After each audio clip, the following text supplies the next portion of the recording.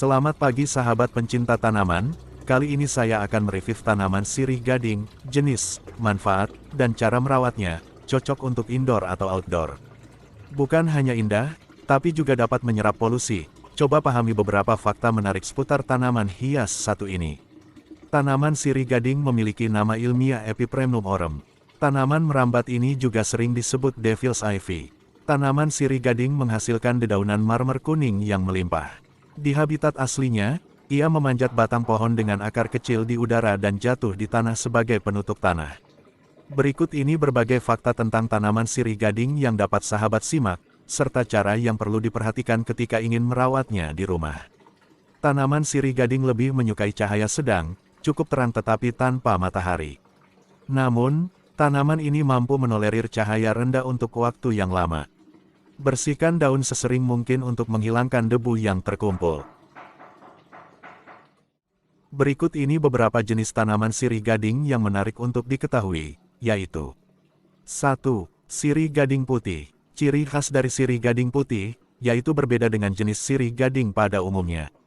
2. Sirih gading neon. Bisa dikatakan, jenis sirih gading ini sangat mencolok perbedaan warnanya. Sebab, warna tanaman hias ini berwarna hijau cerah dan hampir kuning sepenuhnya. 3. Sirih gading emas. Ini adalah jenis tanaman hias sirih gading yang paling populer dan paling mudah dijumpai di mana saja. Tanaman ini memiliki daun berwarna hijau dengan corak kemasan.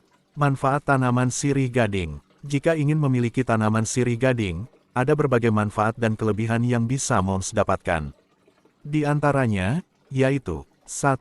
Menyerap polusi dan debu sehingga baik untuk pernapasan. Tahukah moms bahwa tanaman sirih gading juga memiliki manfaat yang baik untuk kesehatan pernapasan? Hal ini karena kemampuan sirih gading yang mampu menyerap berbagai polusi dan debu sehingga baik untuk kesehatan pernapasan secara keseluruhan. Selain itu, tanaman sirih gading juga memiliki oksigen yang mampu menjaga sirkulasi udara di rumah agar terjaga dengan baik. Menurut studi dari NASA Clean Air Study, tanaman ini mampu menghilangkan polutan seperti benzena, toluena, formaldehida, karbon monoksida, dan silena dari udara. Tanaman sirih gading juga mampu menyedot racun berbahaya. Racun berbahaya yang dimaksud bisa berasal dari cat kayu, cat dinding, dan lainnya. Selain itu, berbagai sisa semprotan pembasmi nyamuk ternyata juga bisa diserap tanaman ini.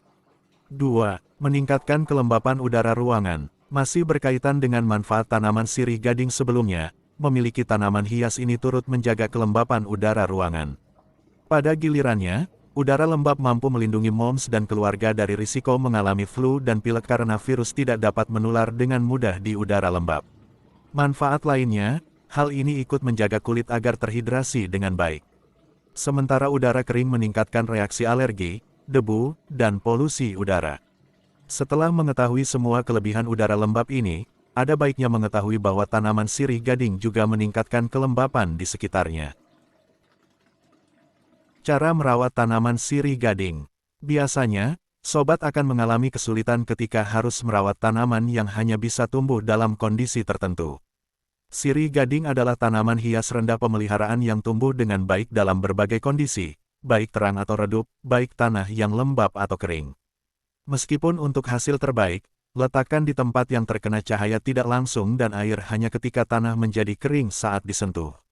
Ada beberapa hal yang perlu diperhatikan saat ingin merawat tanaman sirih gading. Tanaman hias ini bagus dirawat untuk area yang terkena sinar matahari. Selain itu, tanaman sirih gading cocok untuk digunakan dalam keranjang gantung atau dilatih untuk menumbuh di teralis atau struktur pendukung lainnya. Berikut ini beberapa hal yang perlu moms perhatikan saat ingin merawat tanaman sirih gading di rumah, yaitu 1. Kondisi tanah. Ketika ditanam di luar ruangan, tanaman sirih gading tumbuh subur di berbagai kondisi tanah dari asam hingga basah. Tanaman ini juga bahkan bisa menolerir lokasi yang terkadang basah. Jika sobat menanamnya dalam pot, campuran pot gambut serbaguna yang mengalir dengan baik sudah cukup untuk pertumbuhan yang tepat. 2. Kondisi cahaya. Tanaman sirih gading tumbuh dengan baik di tempat teduh sebagian hingga penuh di luar ruangan. Akan tetapi, pertumbuhannya melambat ketika ditanam di tempat teduh dan dedaunan kehilangan variegasinya, sebagian besar berubah menjadi hijau. Jika moms ingin menanam tanaman sirih gading di dalam ruangan, pastikan untuk meletakkan di area yang menerima sinar matahari yang cukup. 3. Kebutuhan air. Tanaman sirih gading sangat toleran terhadap kekeringan. Jadi, sobat jangan khawatir jika tidak menyirami tanaman ini hingga selama beberapa minggu. Saat tanaman tumbuh aktif, sirami tanaman hias dalam-dalam, sampai mengalir dari lubang drainase bawah. Lakukan kira-kira seminggu sekali atau ketika tanah sudah terasa kering. Penyiraman tanaman di luar ruangan seminggu sekali sudah cukup, tetapi kurangi frekuensinya menjadi 2 minggu sekali saat cuaca sedang dingin. 4.